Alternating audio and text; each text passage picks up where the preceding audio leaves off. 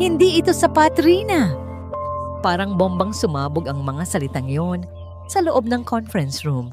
Ang boses ni Sir David, ang kanilang Vice President for Operations, ay umalingaw-ngaw sa bawat sulok ng silid. Malamig, matigas, walang emosyon. Napalunok si Rina Santos.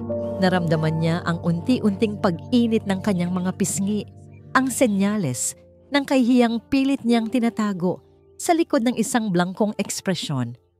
Sa harap ng buong marketing team, sa harap ng mga taong itinuturing siyang isang reyna, unti-unti siyang hinuhubaran ng kanyang corona. For 3 consecutive months, bumababa ang sales-generated leads natin. Patuloy ni Sir David, ang mga mata ay nakatutok sa kanya. As the marketing manager, you are accountable. Anong nangyayari, Rina? Gusto niyang isigaw na hindi niya kasalanan, na mahina ang produkto, na kulang ang budget. Ngunit alam niyang walang tatanggapin sa mga palusot na yon. Kaya't huminga siya ng malalim. Pinilit na pakalmahin ang nanginginig na boses. We are exploring new strategies, sir. May mga naka-line up na po kaming bagong campaigns for the next quarter. Strategies? Campaigns. Isang mapaklang tawa ang kumawala kay Sir David. I don't need plans, Rina. I need results. Yesterday, tumayo ito. Iyon na ang hudyat na tapos na ang pagpupulong. Tapos na rin ang pagpapahiya sa kanya. Isa-isang nagsilabasan ang kanyang mga kasamahan, iniiwasan ang kanyang mga mata na para bang may nakakahawa siyang sakit. Tanging ang matalik niyang kaibigan na si Chloe ang nag-iwan ng isang tapik sa kanyang balikat bago sumunod sa iba. Naiwan siyang mag-isa sa malamig na silid. Ang imahe ng reynang buong ingat niyang binuo sa Villaverde Corporation ay gumuho sa loob lamang ng 15 minuto. Ang galit ay nagsimulang kumulo sa kanyang dibdib, naghahanap ng mapagbubuntunan. Padabog siyang lumabas ng conference room. Ang bawat takong ng kanyang stiletto ay tumatama sa makintab na sahig na parang maliliit na martilyo. Kailangan niya ng kape, isang mainit at matapang na kape para alisin ang lamig ng kahihihiyan sa kanyang sistema. Habang naglalakad siya sa pasilyo, isang pamilyar na anino ang kanyang natanaw malapit sa pantry. Si Aling Corazon de la Peña, ang matandang tagalinis. Nakayuko ito, dahan-dahang pinupunasan ng sahig gamit ang isang basahan. Biglang uminit ang ulo ni Rina. Aling Corazon, sigaw niya. Ang boses niya ay matalas at puno ng awtoridad na kanina lang ay ipinagkait sa kanya. Nag-angat ng tingin ang matanda. Ang mga mata nito ay nagpapakita ng bahagyang gulat at takot. Ma'am Rina, ano po iyon?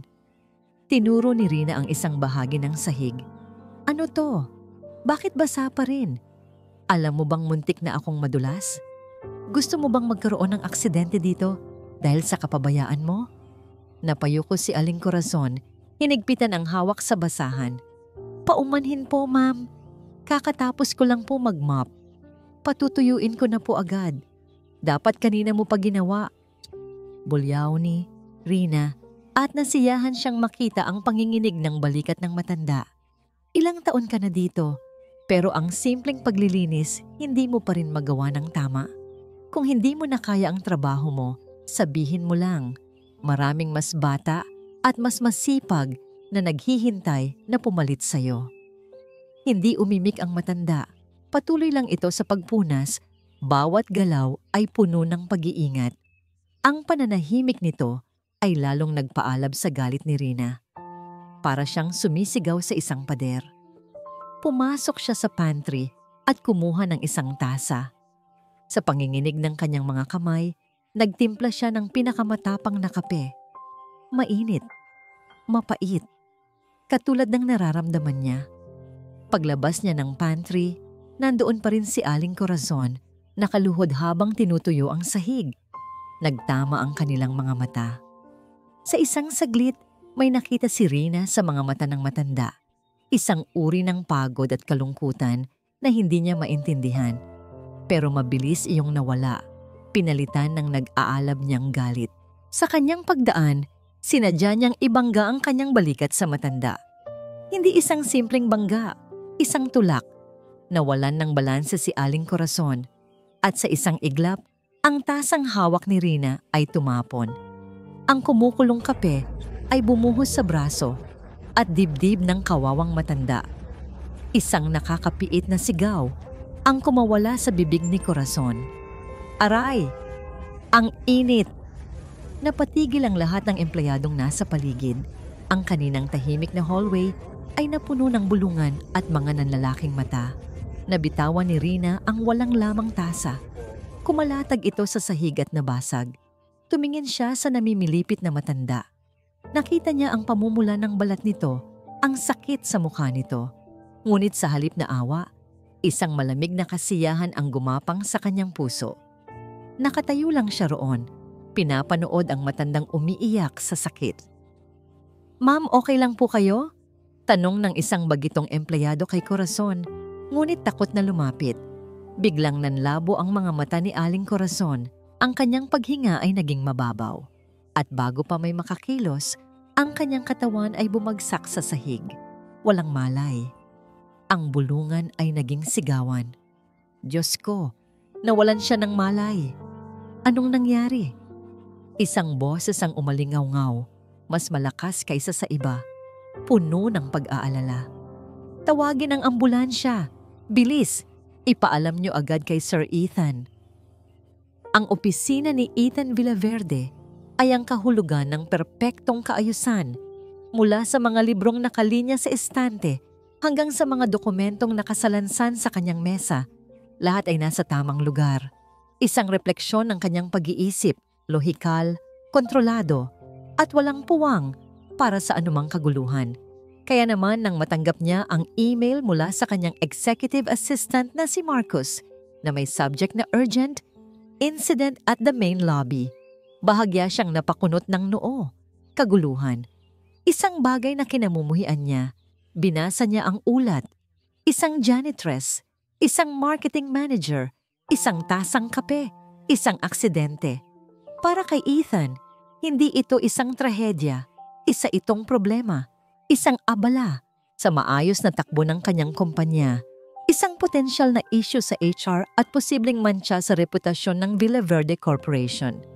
"Marcus," sabi niya sa intercom, ang boses ay kalmado at walang bakas ng anumang emosyon. "Come in." Agad pumasok ang kanyang assistant, "Sir Ethan." "The marketing manager, Rina Santos. Suspend her indefinitely. Effective immediately." Utos niya, habang ang mga mata ay nakapako pa rin sa screen ng computer. "Prepare the necessary paperwork for the janitress. The company will shoulder all her hospital bills. Make sure she signs a waiver." "Masusunod po, sir. And find out which hospital she was taken to. I'll go there myself. We need to handle this quietly and efficiently."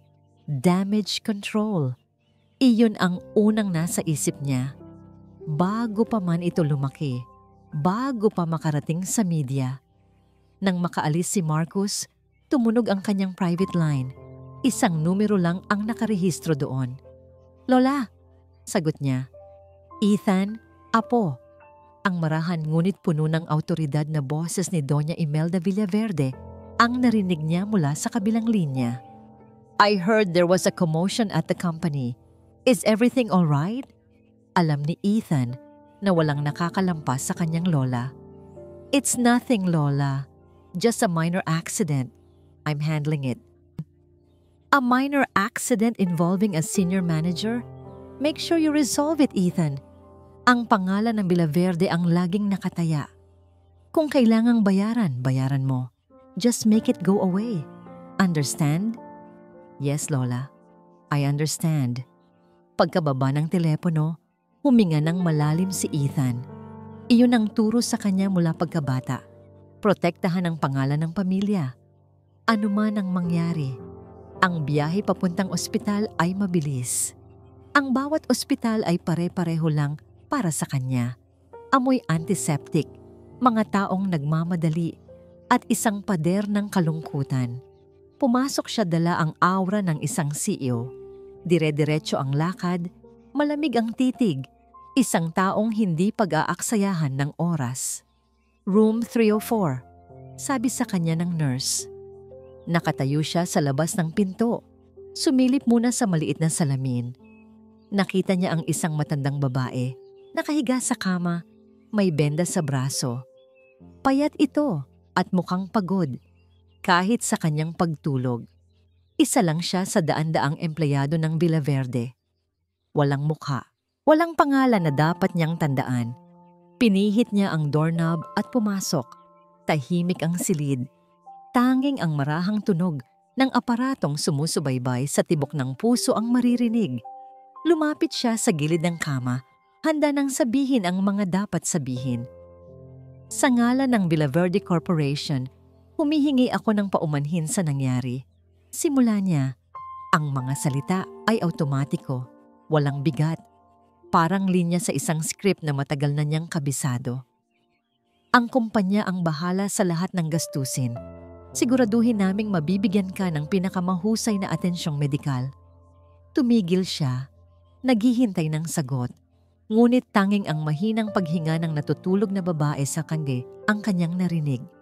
Para sa kanya, tapos na ang usapan. Nagawa na niya ang kanyang obligasyon. Nang akma na siyang tatalikod, isang kislap ng metal ang pumukaw sa kanyang pansin.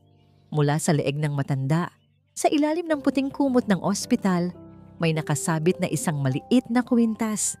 Hindi niya ito pinansin noong una, ngunit may kung anong humila sa kanyang mga mata pabalik dito.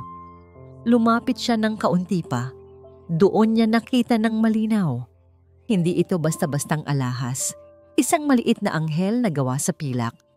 Ang mga detalye nito ay malabo na, kininis ng panahon at ng palagiang paghaplos. Tumigil ang mundo ni Ethan. Ang tibok ng kanyang puso na kanina'y kalmado ay biglang bumilis na parang kabayong nagwawala. Parang may kung anong kuryenteng gumapang sa kanyang buong katawan. Ang malamig na silid ng ospital ay biglang naglaho. Isang imahe. Malabo. Ang ngiti ng isang babae na hindi niya na matandaan ang buong mukha. Isang himig. Isang uyayi na matagal nang nalimot. Isang bulong na nagpapakalma sa isang batang umiiyak. Ang pakiramdam ng maliliit na daliring pinaglalaruan, ang malamig na metal ng kaparehong-kaparehong anghel, habang nakakulong sa init ng isang yakap. Iisa lang ang kwintas na yon sa mundo para sa kanya. Ang nag-iisang alaala ng kanyang ina. Ang ina na sinabi sa kanya ni Lola Imelda na namatay sa isang sakuna noong siya ay 4 na taong gulang pa lamang. Ang ina na ang tanging pamana sa kanya ay isang lumang litrato at ang kwento ng isang kwintas na nawala kasama niya. Ang CEO ng Villa Verde Corporation ay nawala. Ang naiwan sa kinatatayuan niya ay isang batang lalaki na matagal nang ulila. Biglang hinarap sa isang multo ng nakaraan. Nanginginig ang kamay na iniabot niya ito. Hindi sigurado kung totoo ang kanyang nakikita. Dahan-dahan, hinawakan niya ang anghel. Ang lamig ng metal ay pamilyar. Sobrang pamilyar. Isang salita ang namutawi sa kanyang mga labi. Isang bulong na puno ng pagkabigla, pagkalito, at isang emosyong matagal na niyang ibinaon. Imposible. Ang kanyang mga mata ay nanatiling nakatitig sa kwintas. Pagkatapos ay sa natutulog na mukha ng babaeng pinabayaan niya kanina lang. Ang babaeng tinuring niyang isang abala. Hindi maaari. Hindi alam ni Ethan kung gaano siya katagal na nagmaneho. Ang mga pamilyar na kalsada ng Maynila ay naging malabong guhit lamang ng mga ilaw sa labas ng bintana ng kanyang sasakyan. Ang isip niya ay lumilipad. Paulit-ulit na bumabalik sa malamig na silid ng ospital. Ang kwintas. Ang anghel. Imposible. Isa lang yung pagkakataon. Isang kakaibang pagkakatuld. Ilan ba ang ganoong klaseng kwintas sa mundo? Marami. Siguro. Ngunit habang pilit niyang kinukumbinsi ang sarili, mas lalong lumalakas ang isang boses sa kanyang kalooban. Ang boses ng isang batang lalaki na hindi kailanman naniwala na ang isang alahas ay basta-basta lang nawawala. Ipinark niya ang sasakyan sa basement ng Villa Verde Tower. Ngunit sa halip na umuwi, bumalik siya sa kanyang opisina. Ang katahimikan ng gusali sa gabi ay parang isang kumot na bumalot sa kanya. Ngunit hindi nito napatahimik ang ingay sa loob ng kanyang ulo. Binuksan niya ang ilaw sa kanyang mesa at naupo. Mula sa isang nakatagong drawer, kinuha niya ang isang maliit at lumanang kahon. Dahan-dahan niya itong binuksan. Sa loob nito ay ang nag-iisang litrato ng kanyang ina. Isang batang babae, nakangiti sa kamera. Karga-karga ang isang sanggol. Siya. Ang kanyang buhok ay mahaba at itim. At sa kanyang leeg, malinaw na nakasabit ang kwintas na may anghel. Tinitigan niya ang mukha sa litrato. Pagkatapos ay pilit na inalala ang mukha ng matanda sa ospital. Mahigit 30 taon, ang mahabang panahon ay bumura sa kinis ng balat at nag-iwan ng mga linya ng pagod at paghihirap. Malayo na ang itsura, ngunit ang mga mata, may kung anong pamilyar sa mga matang yon. Kahit na nakapikit, hindi sapat ang pakiramdam, ang hinala, ang isang kwintas. Kailangan niya ng katotohanan, kailangan niya ng mga pruweba. Ang CEO sa loob niya ang muling nanaig. Ang taong kumikilos base sa datos, hindi sa emosyon. Tumayo siya at kinuha ang kanyang cellphone. It's almost midnight, but he didn't care. Idinial niya ang numero ni Marcos, ang kanyang pinagkakatiwalaang assistant. Sa pangalawang ring pa lang ay sinagot na nito. Sir Ethan, ayos lang po ba kayo? Halata ang pag-aalala sa boses ni Marcos. I'm fine, Marcos. I'm sorry to call you this late, sabi ni Ethan. Ang boses ay seryoso. I have a highly confidential and personal task for you. Anything, sir? Huminga ng malalim si Ethan. I need you to find out everything you can about our janitress, Corazon de la Peña. Her entire life story. Birth records, previous employment, family background, everything. Dig deep. I want to know where she has been for the past 35 years. Natahimik sandali si Marcos sa kabilang linya. Corazon de la Peña, masusunod po, sir. And one more thing, dagdag ni Ethan. At dito mas bumigat ang kanyang boses. I need you to discreetly reopen the old family files about my mother's disappearance. Her name was Liana Reyes Villaverde. I want to see everything. Police reports, private investigator notes, hospital records, lahat ng meron tayo. Narinig ni Ethan ang paglunok ni Marcos. Ito ay isang paksang hindi kailanman binubuksan sa pamilya Villaverde. Sir, are you sure? I've never been more sure in my life, maring sabi ni Ethan. And Marcos, this is strictly between you and me. Walang pwedeng makaalam nito, kahit sino, lalo na ang lola ko, si Doña Imelda. Is that clear? Crystal clear, sir. Mabilis na sagot ni Marcos. Pagkababa ng tawag, sumandal si Ethan sa kanyang upuan. Isang pinto sa nakaraan ng kanyang binuksan. Isang pinto na ipinagbawal sa kanya sa buong buhay niya. Nakaramdam siya ng kaba, ngunit sa ilalim noon, may isang maliit na kislap ng pag-asa. Sa sumunod na 2 araw, halos hindi natulog si Ethan. Ang kanyang isip ay nahahati sa 2. Sa umaga, siya ang CEO ng Villaverde na kailangang magpatakbo ng isang multibilyong pisong kumpanya. Ngunit sa bawat libreng sandali, ang isip niya ay lumilipad pabalik sa misteryong kanyang pinaiimbestigahan.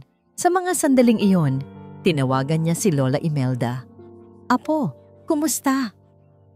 Ang malumanay na boses nito, naayos mo na ba ang gulo sa kumpanya? Yes, Lola. Everything is under control. Sagot ni Ethan, pilit na pinapanatili ang normal na tono. The employee is recovering well. It was just a minor accident. Mabuti kung ganoon. Akala ko pa naman ay kung ano na. May narinig siyang kaluskos sa kabilang linya. Bakit mo nga pala natanong? There's nothing unusual about your sudden concern for a mere janitress, is there? Naramdaman ni Ethan ang paglamig ng kanyang dugo. Ang kanyang lola ay laging may paraan para makahalata, kahit sa pinakamaliit na pagbabago sa kanyang kilos. Of course not, Lola.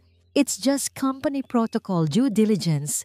We have to ensure our employees are well taken care of to protect the company's image. Isang perpektong corporate na sagot. Isang kasinungalingan. Mabuti. Iyon ang itinuro ko sa'yo, sabi ni Doña Imelda. Protect the family name always. Pagkababa ng telepono, naramdaman ni Ethan ang bigat sa kanyang dibdib. Bakit siya nagsisinungaling? At bakit parang may tinatago sa kanya ang sarili niyang lola? Sa ikatlong araw, pumasok si Marcus sa kanyang opisina. Tikom ang bibig nito at may dalang isang itim na folder. Inilapag niya ito sa mesa ni Ethan na parang isang bagay na napakabigat. Sir, sabi ni Marcus sa mahinang boses, ang mga impormasyong hinihingi niyo. Hindi nagsalita si Ethan. Kinuha niya ang folder. Nanginginig ang kanyang mga kamay habang binubuksan ito. Ang unang pahina ay ang 201 file ni Corazon de la Peña. Simple lang. Walang masyadong laman. Address sa isang mahirap na lugar sa Tondo. Edad, 62. Nag-apply bilang janitress sa Villa Verde 15 years ago. Pero ang pinaka nakakagulat ay ang seksyon ng kanyang employment history bago yon. Blanco. Halos 20 taon ng kanyang buhay, walang nakatalang trabaho. Tila naglaho siya sa mundo at bigla na lang lumitaw para mag-apply sa Villa Verde. Isinunod niya ang kabilang folder. Ang mga file ng kanyang ina, mga lumang dokumento. May isang ulat mula sa isang private investigator na kinuha ng kanyang lolo noon. Ang nakasulat doon, ang unti-unting dumurog sa mundo ni Ethan. Hindi namatay sa isang sakuna ang kanyang ina. Ayon sa ulat, si Liana Reyes Villaverde ay umalis ng bahay at hindi na muling nagpakita. Ang kwento na alam niya buong buhay niya ay kasinungalingan. Pero ang pinakahuling dokumento ang tuluyang nagpaguho sa kanya. Isang kopya ng isang bank transaction. Isang malaking halaga ng pera ang inilipat sa isang anonymous account sa mismong araw na nawala ang kanyang ina. Ang transaksyon ay may kasamang isang maikling nota. Final settlement. Sa ilalim ng papel, may isang pirma na nagbigay autorisasyon sa paglipat ng pera. Isang pirma na kilalang kilala niya. Ang pirma ng kanyang lola, Doña Imelda Villaverde. Suspension notice. Ang dalawang salitang yon sa screen ng kanyang laptop ay parang dalawang sampal sa magkabilang pisngi ni Rina. Malamig, walang awa, pinal. Binato niya ang hawak na unan sa pader ng kanyang mamahaling condominium unit.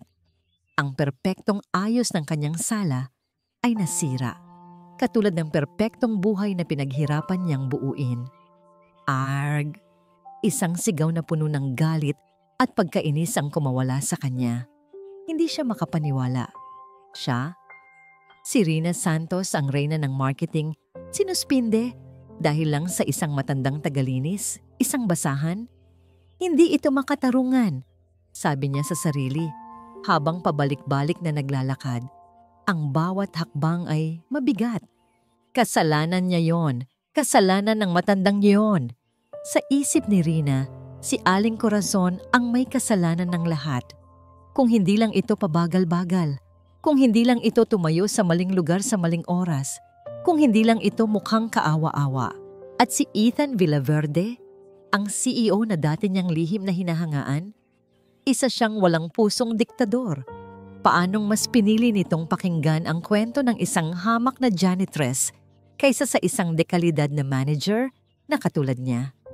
Ang galit sa kanyang dibdib ay unti-unting naging isang malamig at matalas na determinasyon. Hindi ako papayag na ganito lang, bulong niya. Kung gusto nila ng gulo, ibibigay ko sa kanila. Hindi niya hahayaang sirain ng isang matandang basura ang kanyang pangalan. Kung kailangang maglaro ng marumi, gagawin niya. Luluhod siya sa putik kung iyon ang kailangan. para hilahin pababa ang kanyang mga kaaway at ang target niya ay isa lang, si Aling Corazon. Kinabukasan, isinuot ni Rina ang pinakasimple niyang damit, isang lumang t-shirt at maong, at itinali ang kanyang buhok.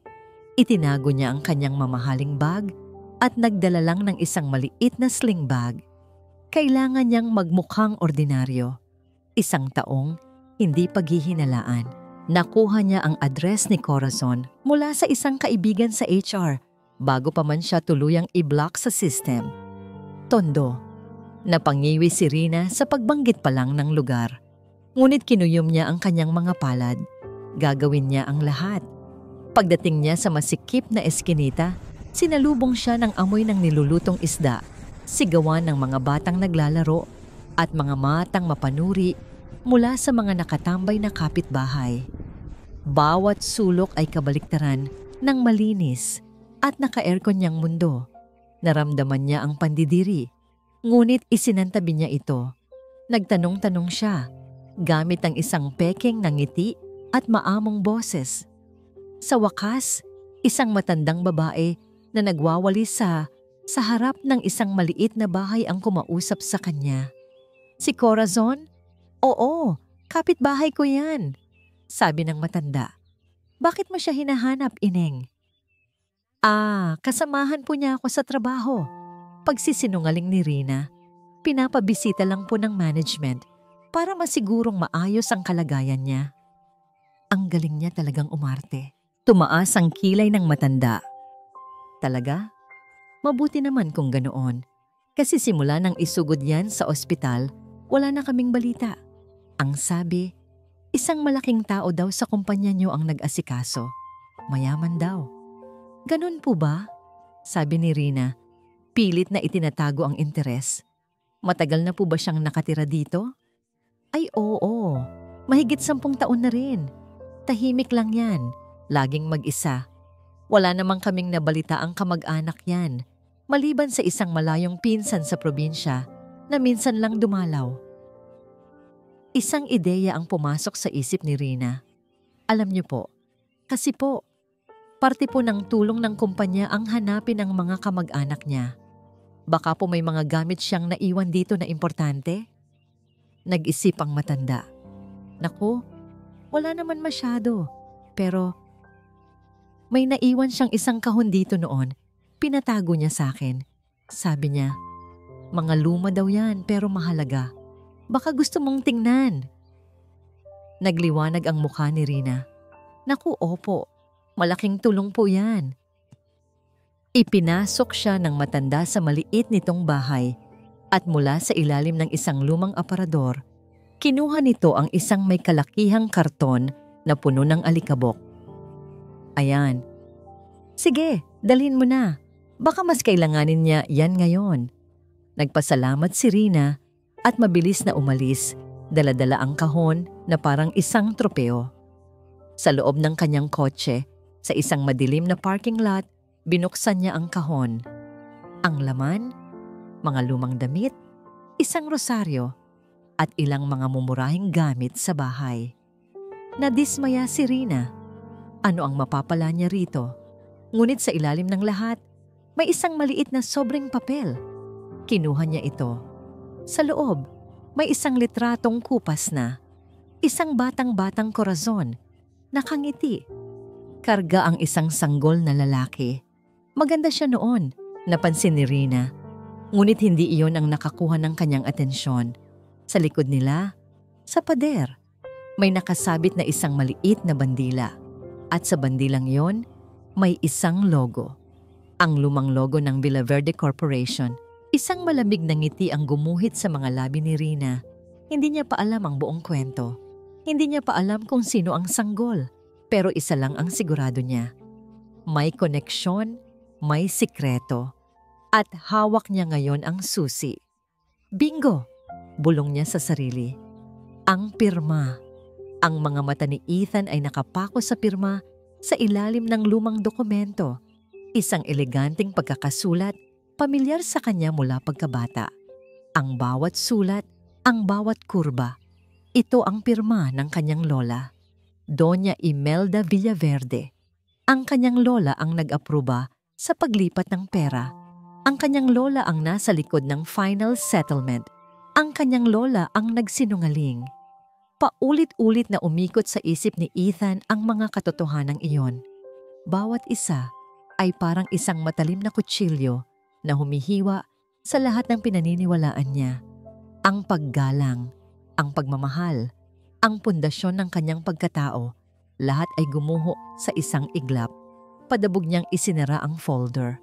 Ang katahimikan ng kanyang opisina ay biglang naging nakakabingi. Tumayo siya at lumakad papalapit sa malaking bintanang salamin. Tinatanaw ang mga ilaw ng syudad na dati simbolo ng kanyang tagumpay. Ngayon, ang mga ito ay parang mga tahimik na saksi sa pagkawasak ng kanyang mundo. Ang kanyang ina ay hindi siya iniwan. Pinaalis siya, binayaran para mawala. At ang babaeng gumawa nito? Ang babaeng nagkait sa kanya ng isang ina? Siya rin ang babaeng nagpalaki sa kanya, nagturo sa kanya ng lahat, at humulma sa kanya para maging tagapagmana ng imperyo ng Villaverde. Isang mapaklang tawa ang kumawala sa kanyang mga labi. Ang buong buhay niya ay isang malaking kasinungalingan. Hindi na siya nag-isip pa. Ang galit at sakit na kumukulo sa kanyang dibdib ay mas malakas kaysa sa anumang lohika.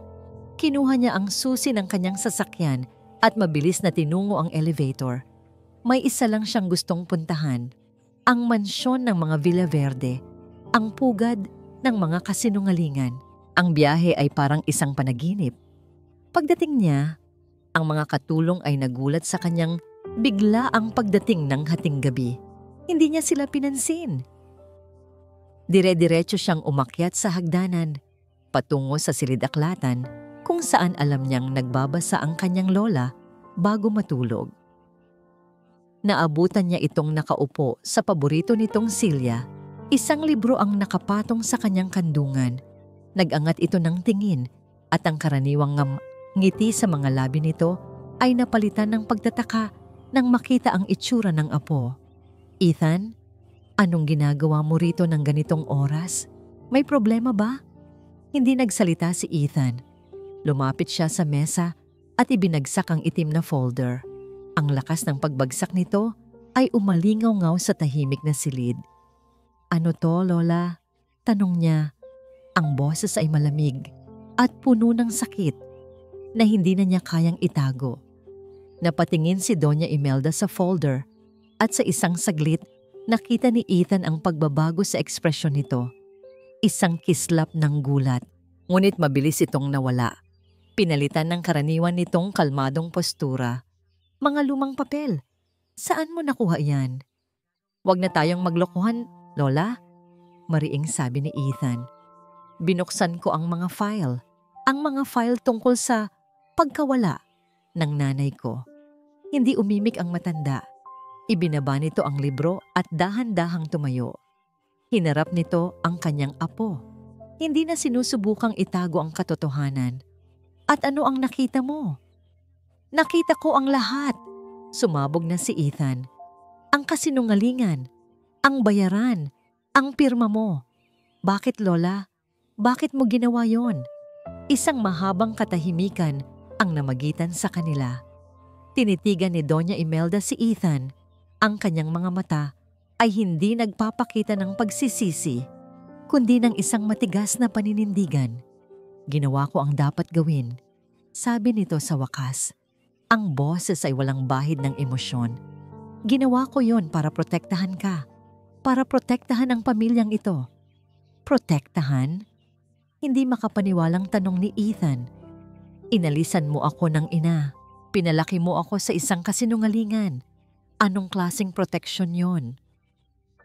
Ang ina mo. Hindi siya bagay sa mundong ito, Ethan. Mahina siya. Galing sa wala. Isang pagkakamali ng iyong ama. Isang mantsa sa pangalan ng Villaverde. Diretsahang sabi ng matanda. Kung hinayaan ko siyang manatili, sisirain niya ang lahat ng pinaghirapan ng ating mga ninuno. Sisirain ka niya. Bawat salita ay parang suntok sa sikmura ni Ethan. Kaya binayaran mo siya para umalis? Ganon nang kadali yon sa'yo? Itapon ng isang tao na parang basura? Hindi ko siya tinapon. Pagtatama ni Doña Imelda. Binigyan ko siya ng pagkakataong magsimula muli, malayo sa atin. At binigyan kita ng pagkakataong magkaroon ng buhay na nararapat sa'yo. Isang buhay na walang kahihiyan. Tumingin si Ethan sa kanyang lola, pero ang nakikita niya ngayon ay isang estranghero, isang malamig at kalkuladong babae na kayang gawin ang lahat para sa kapangyarihan at pangalan. Ang janitress sa ospital, bulong ni Ethan, si Aling Corazon. Siya, hindi ba? Siya ang nanay ko. Hindi nagulat si Doña Imelda. Isang marahang tango lang ang isinagot nito. Gumuho ang mundo ni Ethan. Ang hinala ay naging isang masakit na katotohanan. Kung pipiliin mo ang babaeng yon, itatakwil kita. Ang huling banta ni Doña Imelda. Ang kanyang boses ay matigas na parang bakal. Mamili ka, Ethan. Ang iyong ina o ang pangalang Villaverde? Liwanag. Iyon ang unang nakita ni Aling Corazon. Maliwanag. Nakakasilaw. Nasaan siya? Sinubukan niyang umupo. Ngunit isang matalim na sakit ang gumapang mula sa kanyang braso patungo sa kanyang dibdib. Isang matinding kirot. Napahiga siyang muli, huminga ng malalim. Puting kisame, amoy gamot, puting kumot, ospital. Ngunit bakit siya narito? Ano ang nangyari? Pilit niyang inalala. Ang sahig, ang kape, ang galit na muka. Si Ma'am Rina. Oo, naalala niya. Ang init ng kape, ang pagbagsak. Pagkatapos noon, kadiliman.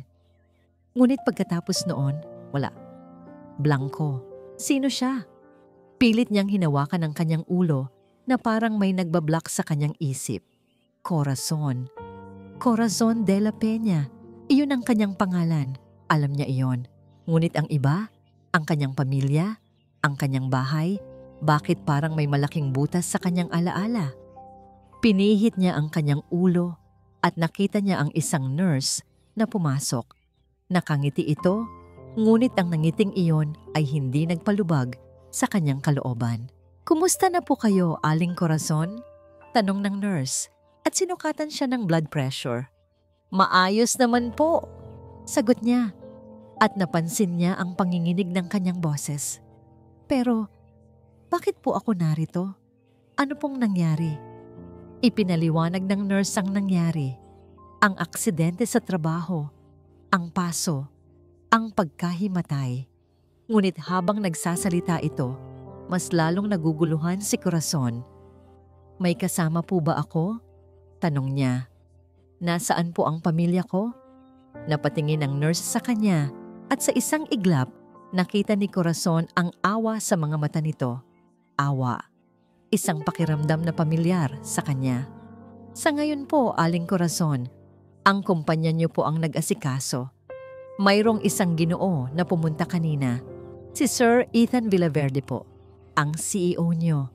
Ethan Villaverde. Hindi niya kilala ang pangalang iyon. Ni hindi niya alam kung ano ang Villaverde. Nagpakonsulta ang nurse sa doktor. Maya-maya, bumalik ang doktor at ipinaliwanag ang tungkol sa partial amnesia dahil sa trauma. Maraming bagay ang nawala sa kanyang alaala. Ngunit ang mga basic na kasanayan ay naroon pa rin. Nang marinig niya iyon, isang malaking takot ang bumalot kay Corazon. Nawala siya. Nawala ang kanyang nakaraan. Nawala ang kanyang pagkatao. May anak po ako? Tanong niya.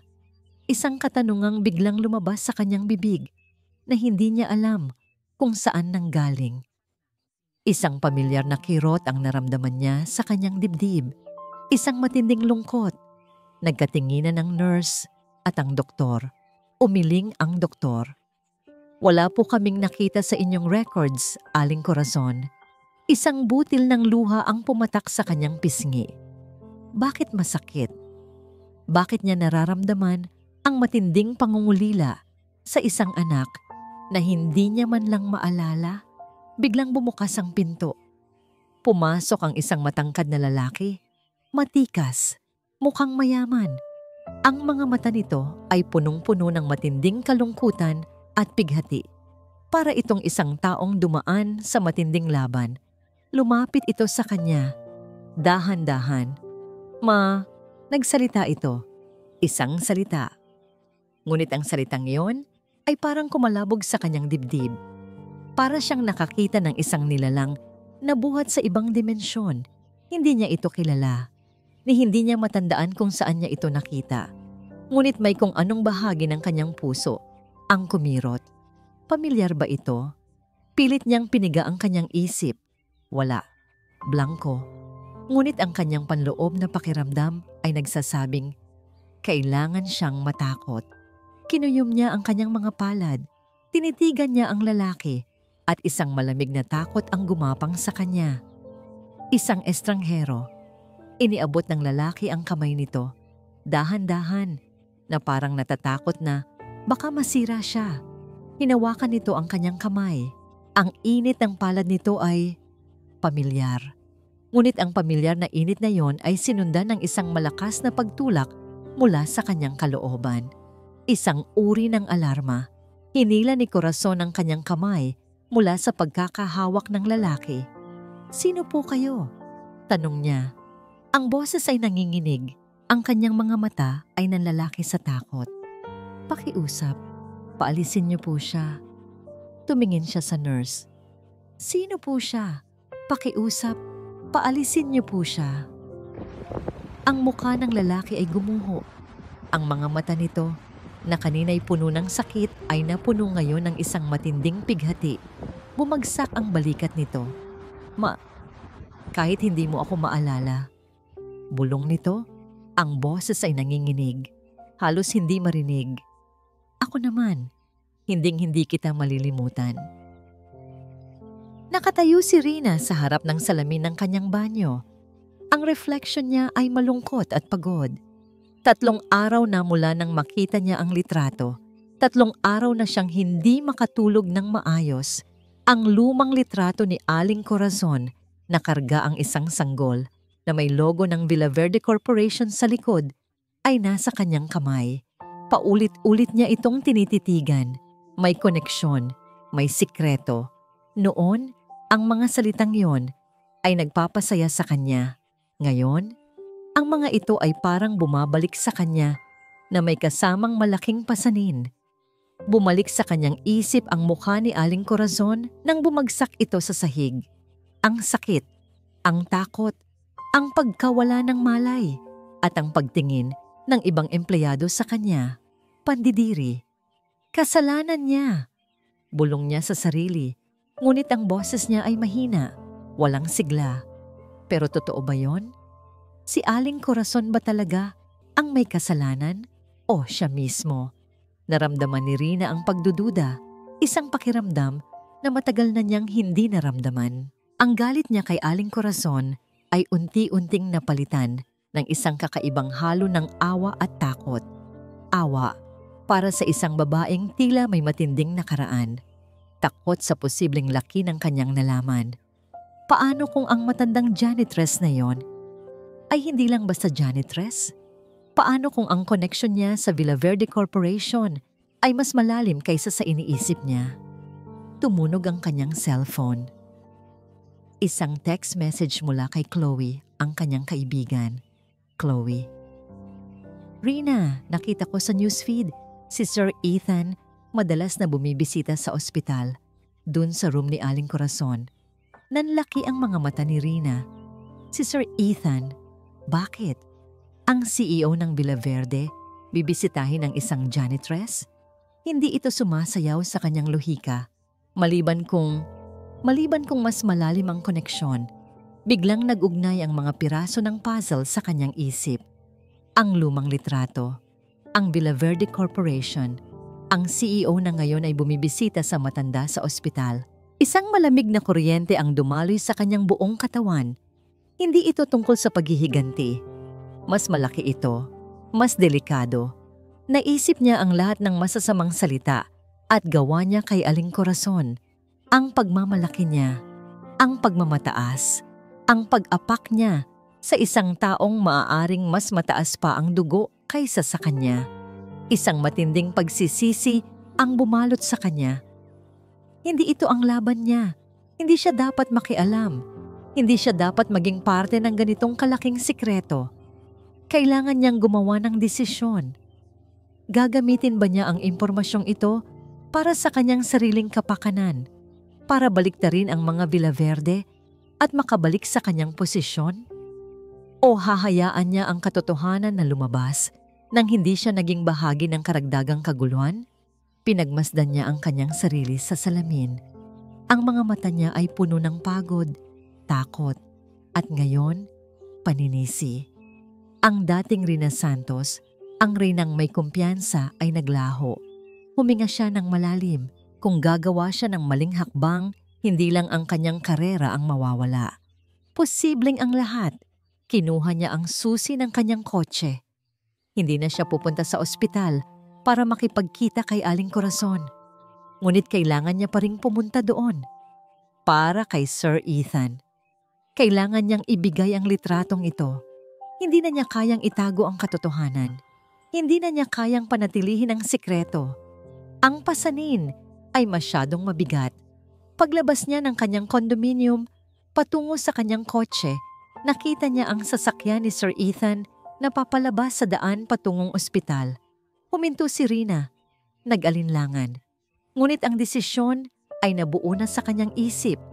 Hahayaan niya ang katotohanan.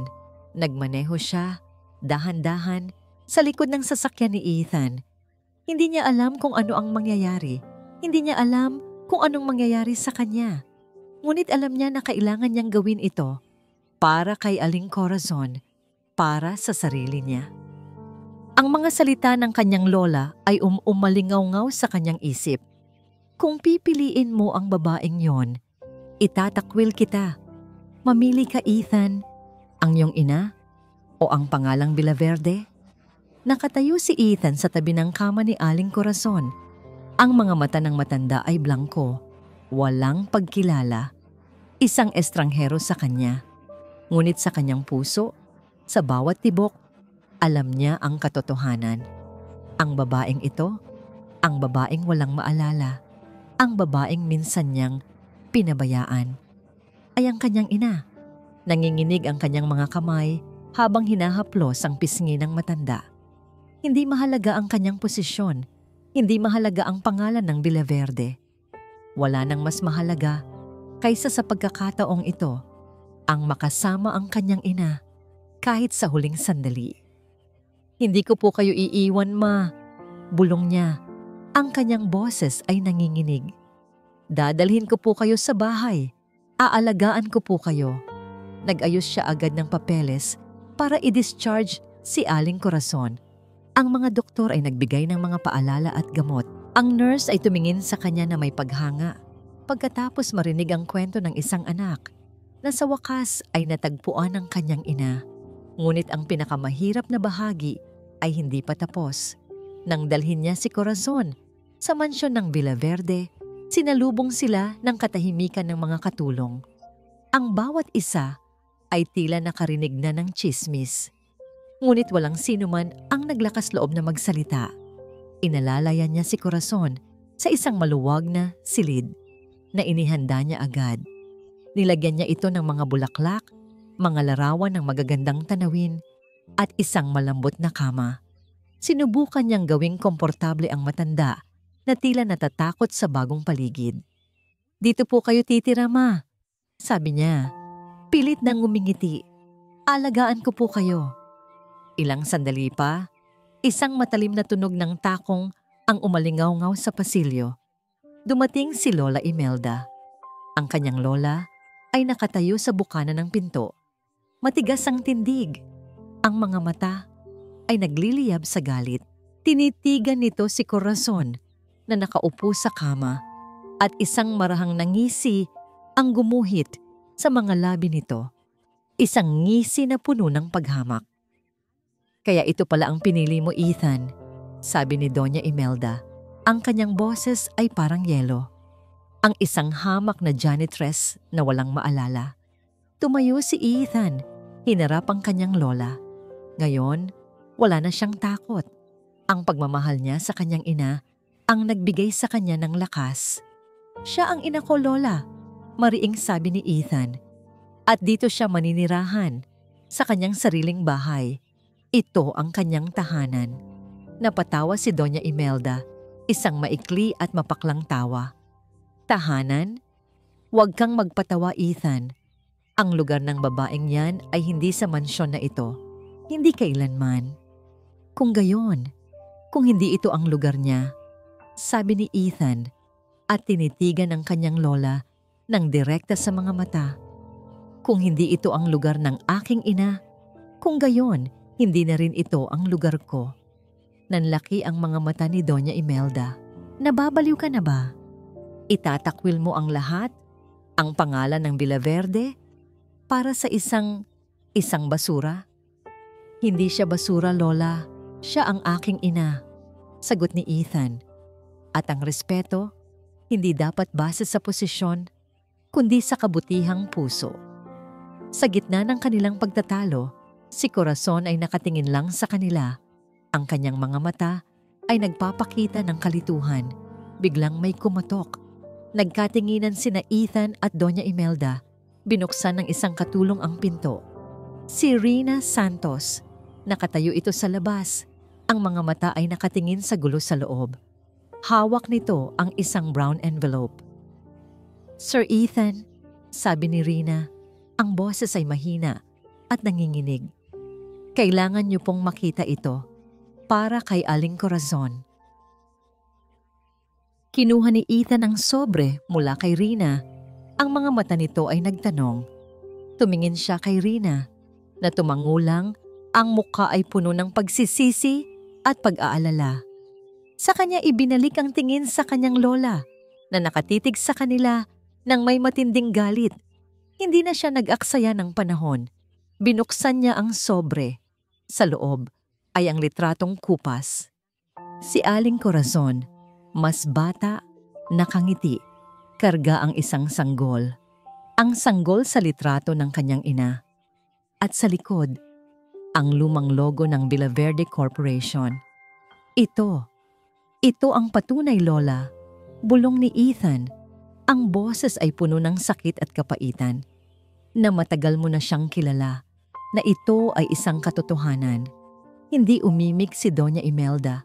Ang kanyang matigas na ekspresyon ay unti-unting napalitan ng isang bagay na mas malalim. Isang bahagyang panginginig ng mga labi.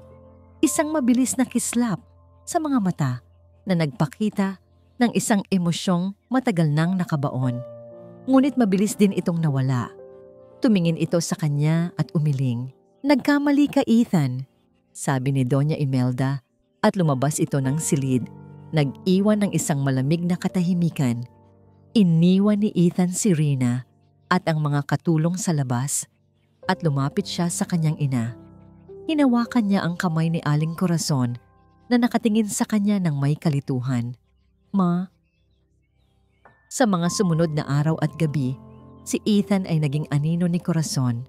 Hindi niya ito iniwan. Pinapakain niya ito. Binibihisan. Kinukwentuhan niya ito ng mga bagay tungkol sa kanyang pagkabata, tungkol sa kanyang ama, tungkol sa lahat ng taon na nawala sa kanila.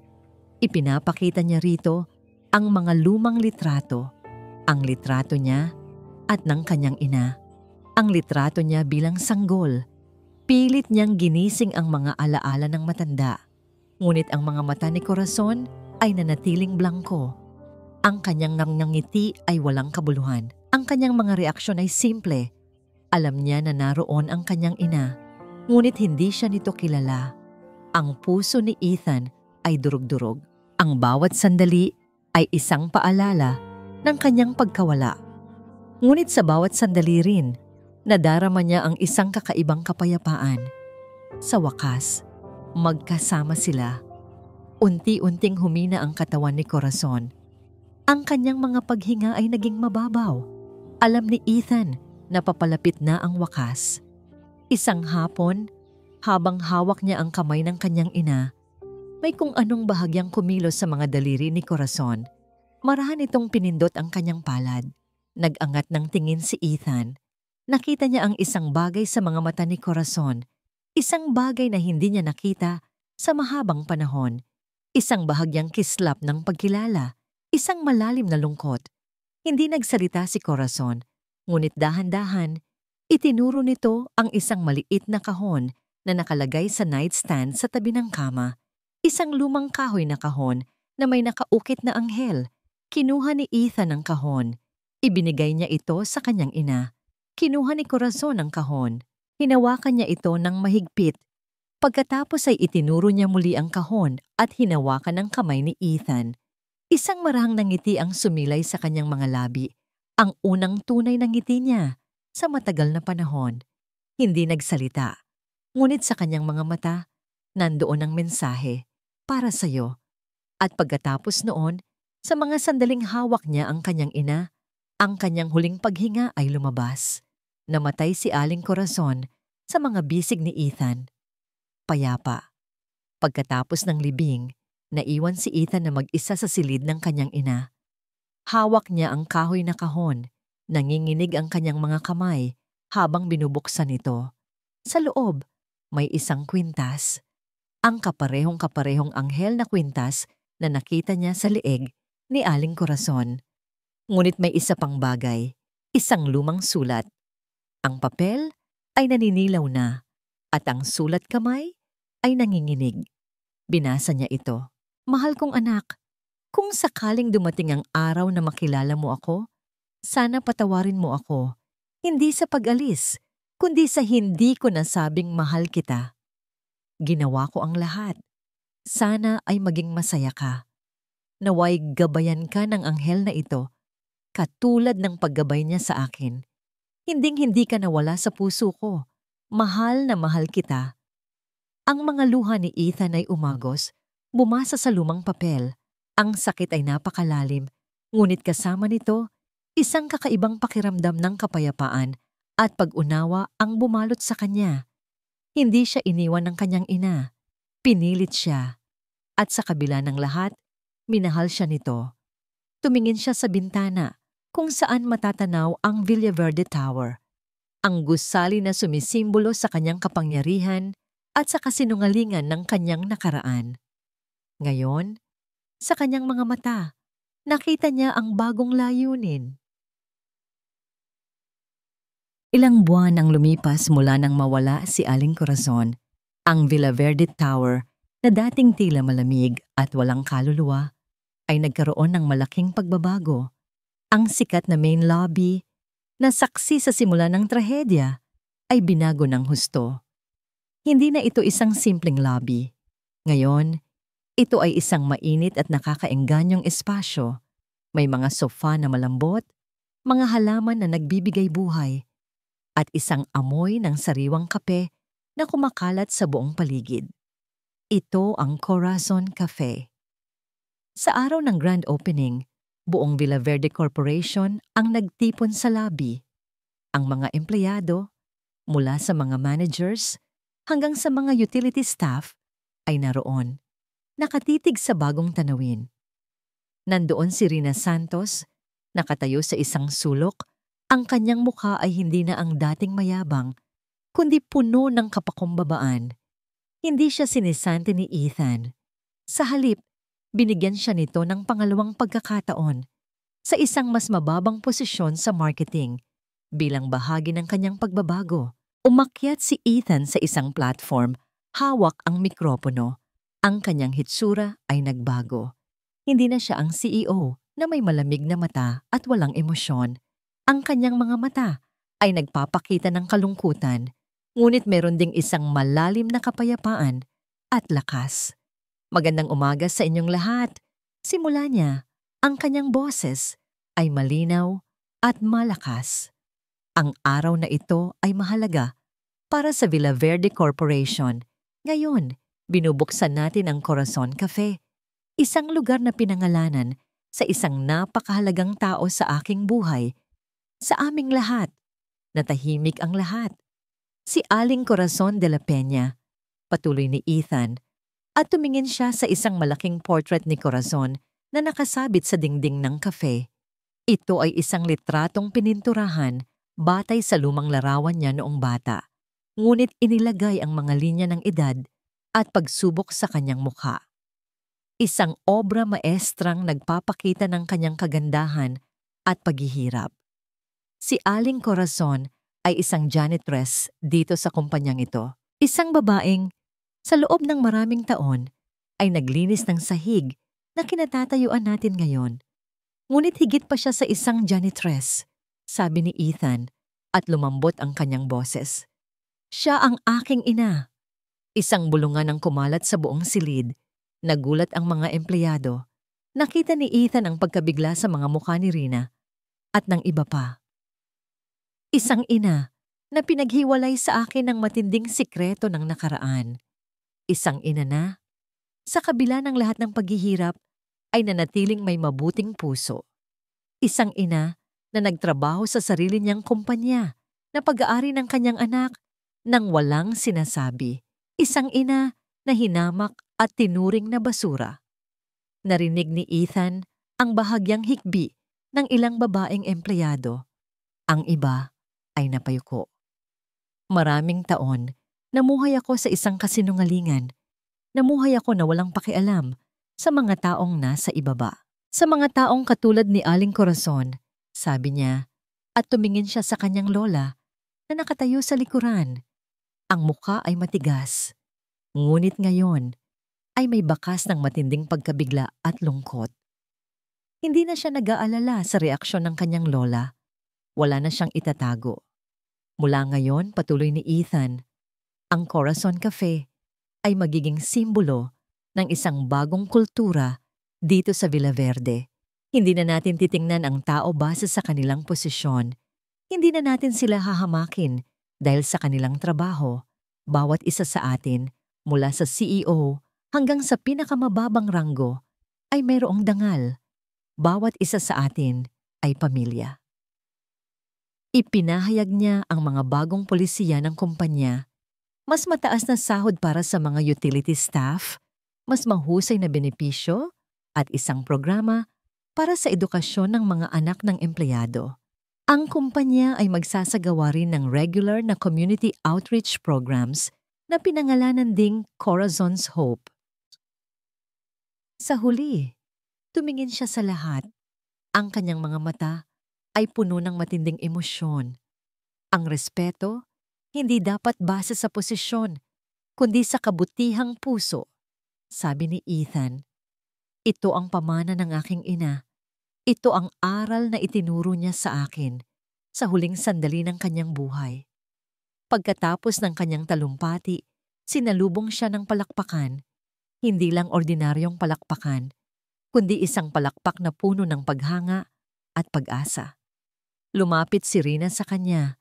Ang mga mata ay namumula. Sir Ethan, I'm so sorry. Talagang humihingi ako ng paumanhin, sabi ni Rina at halos umiyak. Tiningnan siya ni Ethan at sa unang pagkakataon, nakaramdam siya ng tunay na pagpapatawad. Lahat tayo ay nagkakamali, Rina. Ang mahalaga ay ang aral na matutunan natin. Habang nagpapatuloy ang seremonya, pumunta si Ethan sa Corazon Cafe. Nagtimpla siya ng isang tasa ng kape. Ang bawat galaw niya ay puno ng pag-iingat. Isang bagay na hindi niya ginagawa dati. Inilagay niya ang tasa sa ilalim ng portrait ng kanyang ina. Tinitigan niya ang ngiti ni Corazon, ang ngiti ng isang ina na, sa wakas, ay nakahanap ng kapayapaan. Naramdaman niya ang malamig na metal sa kanyang leeg. Ang dalawang kwintas na anghel, magkatabi, magkapares, ang kanyang pamana. Ngayon, alam niya, walang trabaho ang hamak. Ang puso lang ng tao ang minsan ay nagiging hamak. At ang isang ina, kahit nalisanin o kalimutan, ang pagmamahal niya ay mananatili. Nakaukit sa puso ng kanyang anak, magpakailanman. Nakangiti si Ethan. Isang panibagong simula. Isang diwang patuloy na nabubuhay.